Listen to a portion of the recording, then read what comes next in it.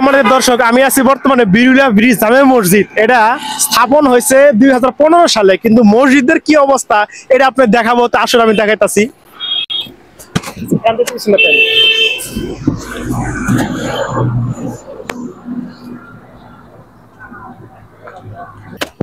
এই যে এটা দেখতেছেন আপনি, এর একটা সাইডের অংশ, একটা মেন রোডের পাশে এই যে এই মসজিদটা আমি দেখলাম। খুব খারাপ লাগলো, তাই ভিডিওটা তুলে দিলাম যে মানুষের রাস্তার লোক একটা মসজিদ, মানুষের দানের উন্নয়ন যেটা বাড়া দিত, আমার মনে হয় মসজিদটা একটু উন্নত হইতো।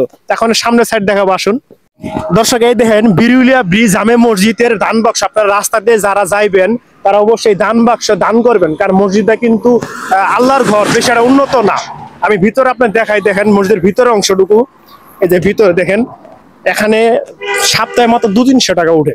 এখানে সাপ ঢুকে, এখানে বাথরুম টয়লেটটা ঠিক মতো নাই। এই মসজিদে টয়লেটের প্রয়োজন, সেই টয়লেটও ঠিক মতো নাই। এই মসজিদের ভিতর অংশ দেখাই, ভিতর অংশ দেখাও। এই দেন মসজিদের ভিতর অংশ, আল্লাহর ঘর, একটা বিরুলিয়ার মতো একটা জায়গায় এই ধরনের একটা পরিবেশ। আপনারা সবাই ভিডিওটা শেয়ার দিবেন, দান খয়রাত করবেন, যাতে মসজিদের পরিবেশটা একটু উন্নত হয়। মসজিদে বিশেষ করে একটা টয়লেট বাথরুমটাও প্রবলেম। মসজিদে বৃষ্টিতে পানি পড়ে, আপনার এখানে সাপ আসে।